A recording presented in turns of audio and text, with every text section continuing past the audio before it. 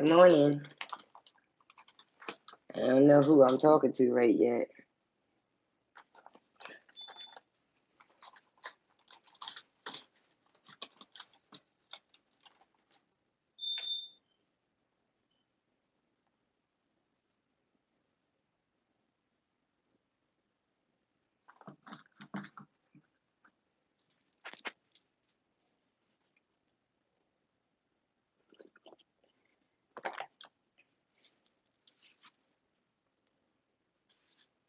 Yeah, regular thing.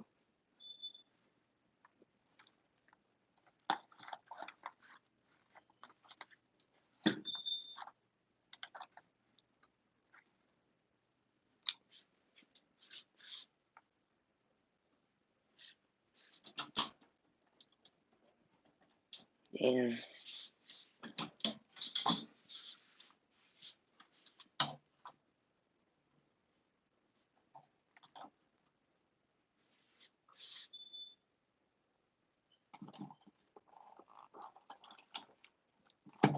Ooh, damn.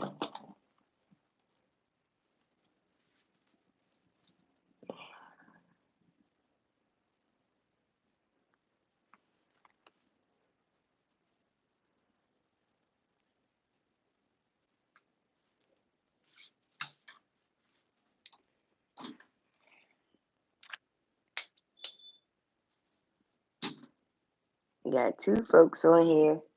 Good morning.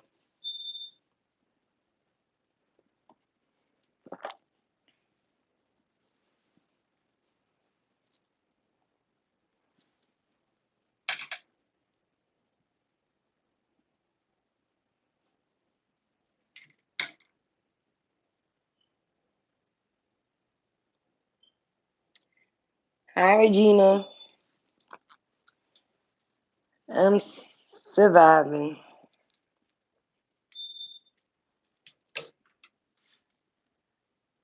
I know I got on this early knowing everybody is at work.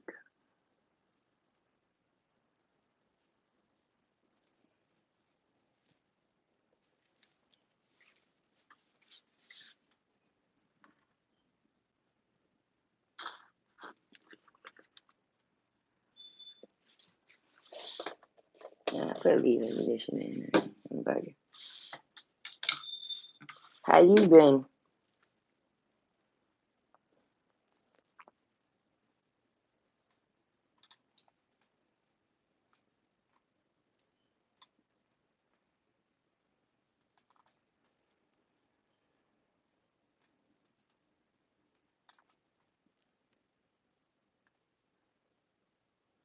Ooh, we got 4 folks on. Good morning, folks.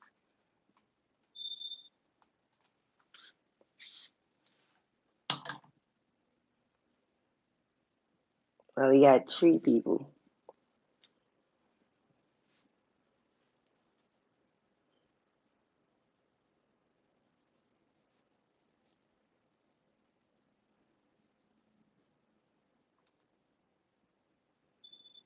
Yeah, me too. Today is my first day back.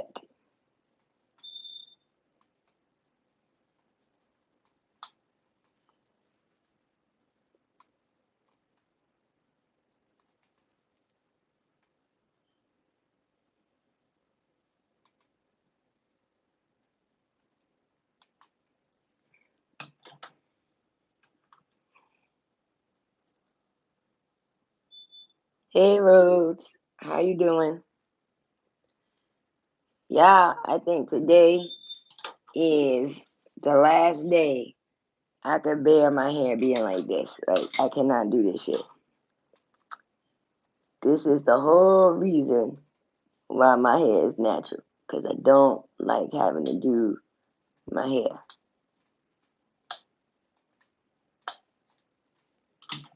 And I don't like putting heat on my hair. So after today, this shit is getting curled right back up. And everything is going in a ponytail today. Anyway, I was so stressed out, y'all. I got a whole goddamn bald spot. And I tell you, stress is some serious shit. It is some serious, serious shit, y'all. So if y'all can avoid stress, I advise that you do. I'm gonna show y'all my bald spot in a second when I find it again.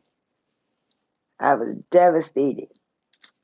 I've never had a bald spot in my life, y'all.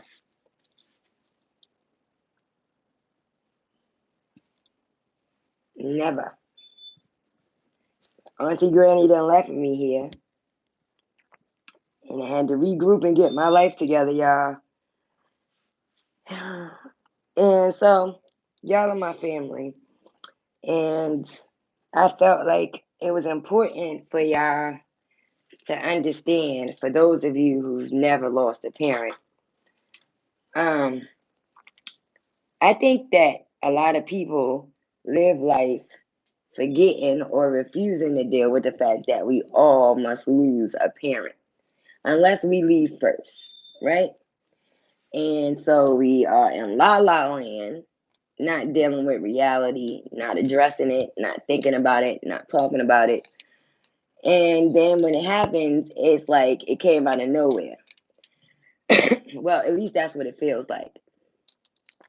But a lot of the times it wasn't. It's not out of nowhere. It's just your perception of it. So, anywho, um, I felt like it's important for me to come here and talk to y'all about that experience and what I experienced and how I've been coping with the whole experience. So, as y'all know, people who've talked to me and got to know me, I have been fussing with my auntie slash granny about the doctor. And she's from the generation where they don't like doctors. And so she refused to go. And she ended up getting really sick and having to anyway go. And so 2 Fridays ago, she passed away.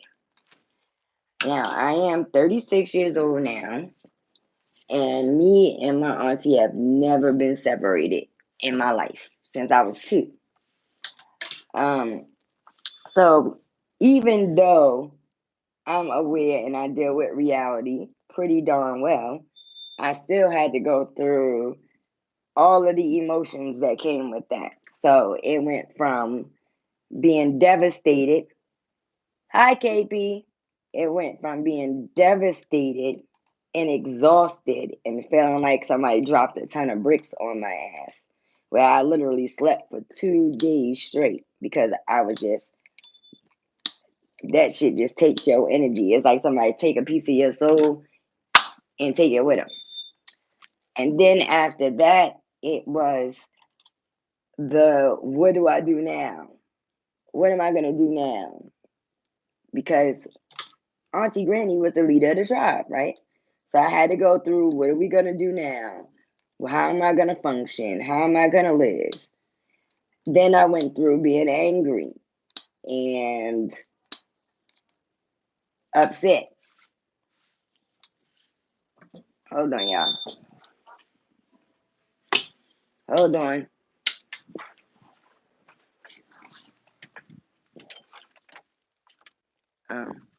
We not about it. Why is people calling my house this early? How old was Auntie? Hi, Karen. Hey, Beyond Truth. Uh, I'm sorry, I didn't see y'all on the cell phone. I can't see the stream unless I press the screen. Auntie was Hi, Georgia Davis. How are you? Auntie was 60 years old when she passed away 2 Fridays ago, which so happened to be 2 days after my birthday. Isn't that ironic? And it also almost solidifies my personal ideas and thoughts on how energy work in reincarnation, but I'll get into that on another one because I would have to show y'all in a family tree kind of style for y'all to understand what I'm talking about.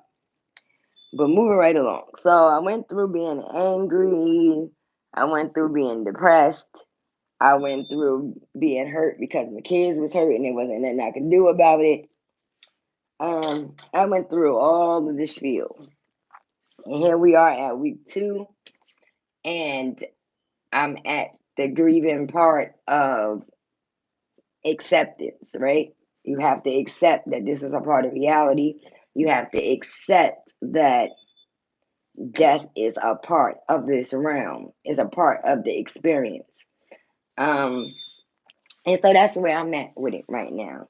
Accepting that as much as I would have liked to be on earth with Auntie for some more time, the reality of it all is that it's a part of life. And whether it had been now, or let's say 20 years from now, I would have had the same experience. So, or same emotions and feelings because she raised me and she's my mom.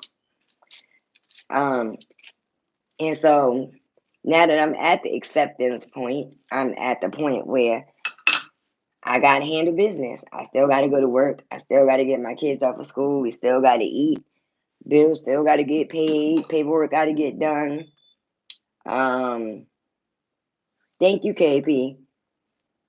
That's just how it goes. We gotta suck it up and keep it trucking. You know what I mean? We don't have to forget our loved ones. I think a lot of the other reason why I was able to kind of fly through my emotions is because of my understanding that there's no such thing as death. It makes it a lot easier because I'm able to communicate with her still. I'm able to talk to her through my cards, through my bones, get advice, have my questions that I didn't get around to asking answered. So, um, of course, dealing with divination is a part of my healing process. It's a part of my life. It's a part of my healing process. Is how I'm coping and getting through things that I need to get through. And now, fast forward, and I'm here with you. And of course, you guys are also a part of my coping mechanism because y'all keep me busy and, on my toes and, all of that good shit. And of course, I get awesome words of encouragement from all of you, probably more from you guys than people that I was born and raised around, honestly. Um, that's the whole truth. That is the whole truth, baby. Y'all have been more supportive than a lot of people that I've known my whole life, siblings included. So, any one of my day ones who was around when I was telling them that this YouTube adventure had to have been for a reason, I believe that a lot of it was about having a support system that I otherwise wouldn't have had so that I could deal with this experience. And the universe works like that.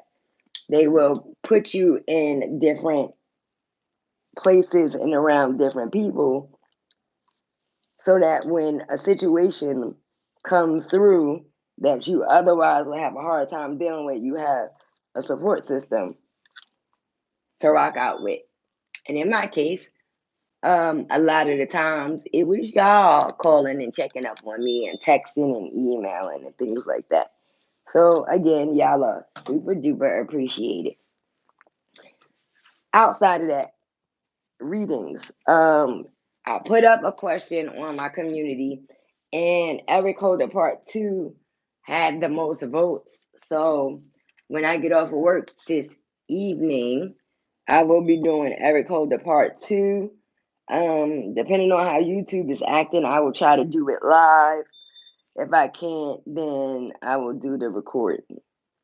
As far as booking readings, um, Anybody who's interested in booking a read and can send their full name, YouTube name, telephone number, and email address to 917 was it 917-300-1683, and I will be able to send over the link so that you can schedule your appointment. So I am back. I will be working. You guys are welcome to call and talk to me if you want to or if you need to. Yeah, I'm here. We are starting a new chapter in Sky's life. And this chapter is learning how to live with Auntie in the spirit realm and not in the physical realm, and learning how to apply all of the things she taught me. So that is my goal, guys. And of course, to continue to help you guys and, we get through these life events together.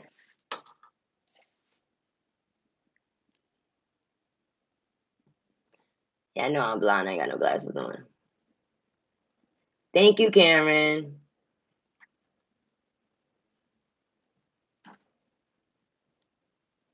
I'm doing okay, Barbara. I'm making it.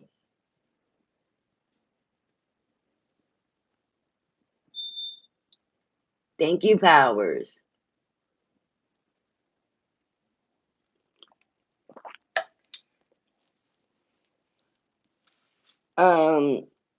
Georgia, call me when you get the when I get off of here, please, because I had to ask you something. Yeah, so that's what we dealing with, and outside of that, I'm dealing with this mess on the top of my head, which I don't think is gonna be too many more days of this shit. I can't deal. This is not my kind of shit. Yeah, I know I don't do no hair. I didn't even remember to put a darn scarf on. So I got to straighten the roots back out so that I can stick it in a damn ponytail and it don't look like a puffy, hot, miggity mess.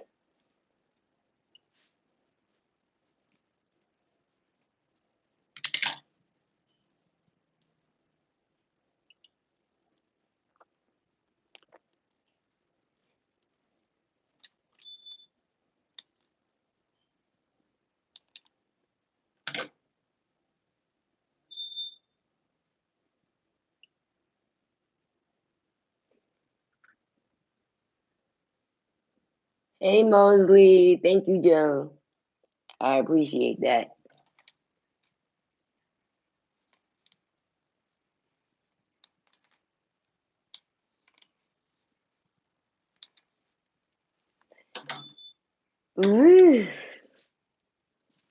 Anybody want to come out here to Jersey and do my hair? Cause this ain't for me.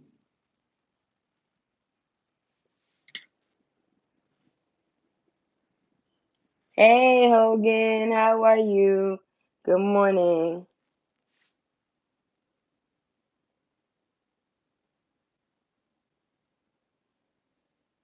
For real, cause this shit is getting on my nerves. I don't like this stuff. Really? I hate it. So anybody who loves doing some hair, holla at me. Oh, I gotta show y'all this goddamn bald spot. I am stressed. Okay. This is why it's not healthy for us to be stressed out. Because we go through shit like having a head full of hair and then waking up with a goddamn bald spot that we can't do nothing with. Okay. This shit is terrible. Let me see if I can find it so I can show it to y'all. Where was it? Let me look. I'm looking for it right now. No, it was right there. Look at this shit. Here you go. What is that? I can't do nothing with this. Nothing. I've never had that in my life. I'm going to the store after work and get me some Monostat 10, put that shit in my conditioner, and some vitamins, and get this shit together because I can't do nothing with my hair falling out my goddamn head. Shit, terrible. And I don't know where it went because it didn't come out in no damn comb. My hair don't come out in combs. I keep my ends clipped. You know, they need a new clipping right now. Yeah, they probably do need a little clipping right now.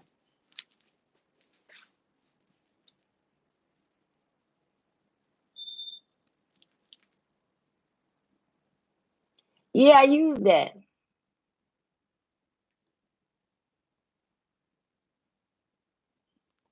Yes, I know. Georgia, I know. Some days are good, some days are like blah.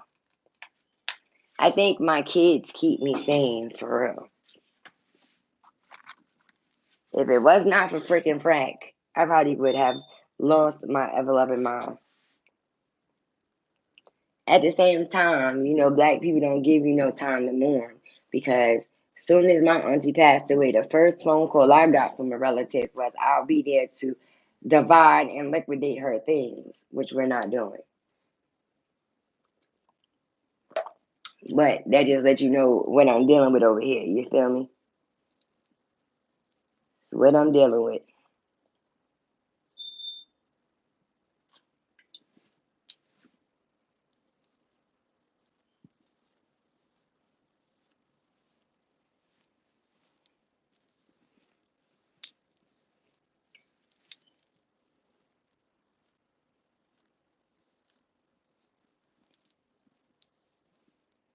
All right, now we got to go find a bobo. You know, I don't wear my hair out. I don't really own any bobos, but I need me one.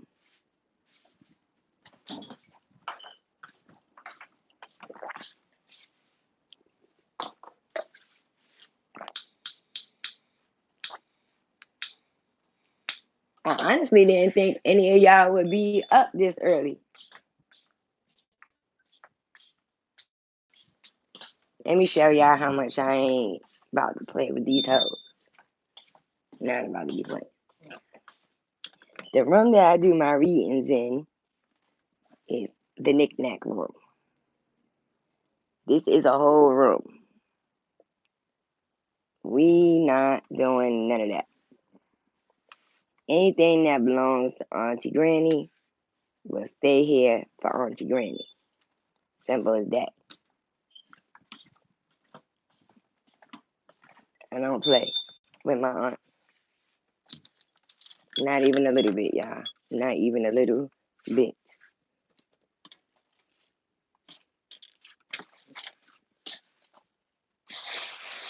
I'll tell you this. Let me tell you one other thing that helped me with my grieving, y'all. And this is no lie. And I think I told to y'all about this way before my aunt got sick. But for those of you who weren't here, one of the things that helped me deal with my aunt and grieving is that I have no regrets.